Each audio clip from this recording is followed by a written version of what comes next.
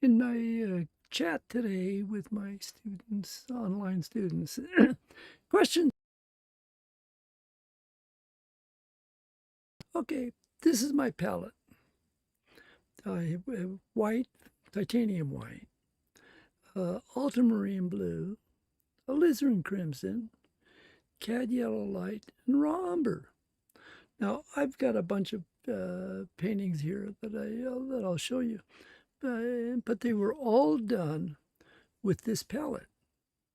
And let me give you a little explanation. One of the things that I do and how I approach the painting is that since I have these are the colors that I use, and what I do is I work in what I call a string. So if I take this yellow here and I want to make it green, well, I just come over here and I'm taking and adding ultramarine blue to it. Now I can gray that down.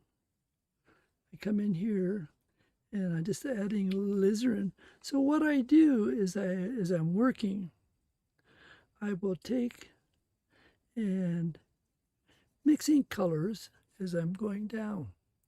Now here, let's just assume they say, well, okay, I've got all this sort of yellowish stuff going on in here. What if I wanted a little bit warmer? Okay, I come through. Okay, that's way, way, way too much. But you can see the changes now as I'm going through. You can, right away, you can see the extremes of different colors. And so as I work through the painting, then I could take and say, okay, I want to gray it down. I'm picking up a little bit of raw umber over here. Notice right away the change in the color. So you can see as I'm working, then I'm taking and creating these strings of color. I don't make puddles of color. Now, of course, as I'm working in a larger picture, I can have more paint. I just put out a little bit of paint to sort of demonstrate the way I work. But this is also, I use just round brushes. So this is the basic thing. So now a lot of the questions become like, okay, how do you create skin tones? Well, first of all, the main thing with skin tones, it's the value.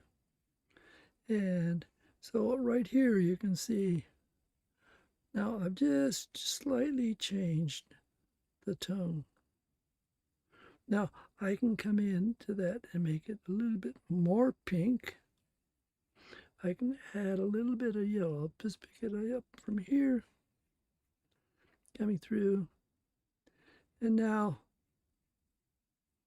and I've created a little bit more value to it. So now we're starting to get into ranges of values and of colors. But it's all, I do it in a string so I can see what I'm changing to. So as I put a brush stroke down, and if I want to say, well, I want it a little bit cooler, a little bit warmer, I can just pull from these colors that I've got. And it makes it very, very convenient. Also, it's the limited palette. I have been working with limited palette for seems like I've always worked with a limited palette. And so sometimes you can take and play with that palette by taking and changing one of these colors, say changing that to a vermilion instead of this, or I can use a different kind of blue or whatever, or take out the yellow and you put in a yellow, use a yellow ochre instead. But it will all affect it. So let's take a look at now. Realize that all of the stuff I'm showing you was done with just this palette. So now, this was done with the from a drawing, and the drawing, then I took and I actually 2 sessions, done as a quick demonstration. I did it with from a drawing and using the palette. Then I took and after it dried, I glazed it down and came back at it again. Then I thought, well, okay, I've done that.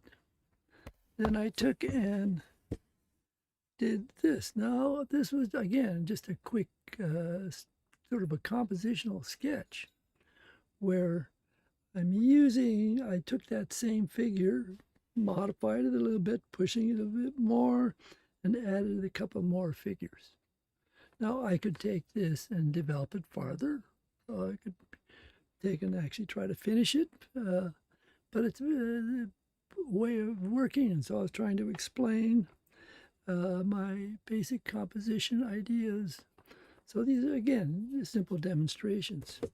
Now this was, these are quick, 25 minutes approximately each of the figures. And just working with, again, the same palette. No difference, but I was primarily focusing on the values and the drawing with the brush. Now this is a fairly quick landscape from life. I live. This is right down the street from where I live, and so it was part of the demonstrations for my landscape class. This is Vasquez Rocks, again close to where I live, and again. So you can see in all of these, they have a different kind of color to them. Now this one here is from Burgundy in southern France. And we have a group that we went there a couple of years ago, and I was teaching. Okay, so this is a plein air painting. This is my backyard,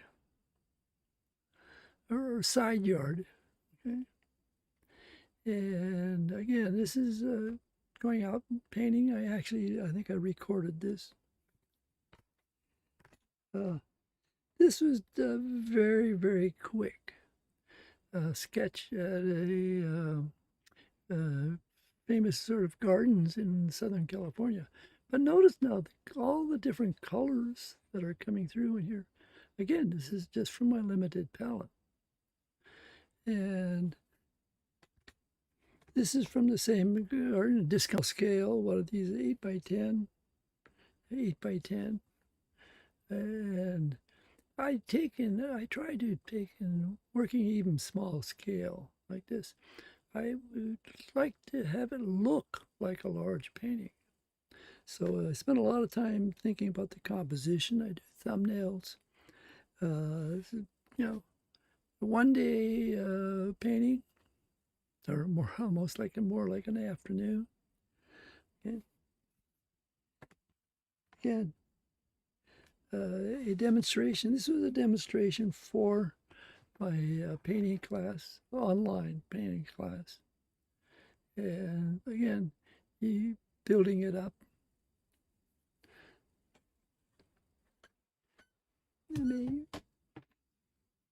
This is a real quick study. Probably not more than like about an hour and a half. Most of these things are not very long. Oh, this is a portrait of one of my sons. Okay, and again, the same brush, same palette, and really working with the tonal qualities going across the form. And it was really sort of a sketch. Probably took an hour, or maybe an hour and 15 minutes. One of my grandchildren, this is probably no more than an hour. And it's painted on actually the stone paper. Okay, two more of my grandchildren, and it's painted on the stone paper. So the idea, as you can see, the flesh tones that I'm creating, there's a variety of them. They're not all the same. And I'm constantly playing with the colors. And I think we're getting a little bit of glare here. But none of these are not work from photographs, they're from life. And like I say, they're about an hour and a half. And so I try to, I approach the oil painting very systematic. Whether I'm outside painting or whether I'm in the studio painting, and I use my basic palette.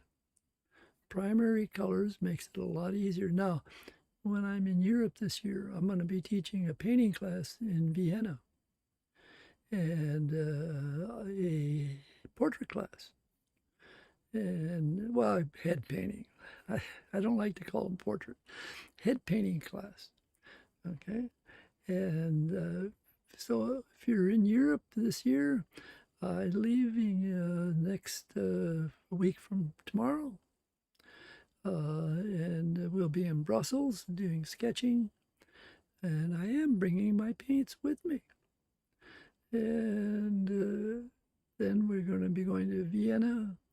And then there's another place in Austria that we'll be going. And then from there, I'm going to be teaching in an animation studio in Stockholm, as well as taking and doing some sketching classes there. So go to vilppuacademy.com, and if you want to still sign up for any of those classes, there's room. We have a lot of fun. They're small groups. Okay, so take care. This has been the thing. I'm going to try to take and put out a lot of variety in these sessions. Maybe I'll actually do a little painting or something really quick. Okay, take care.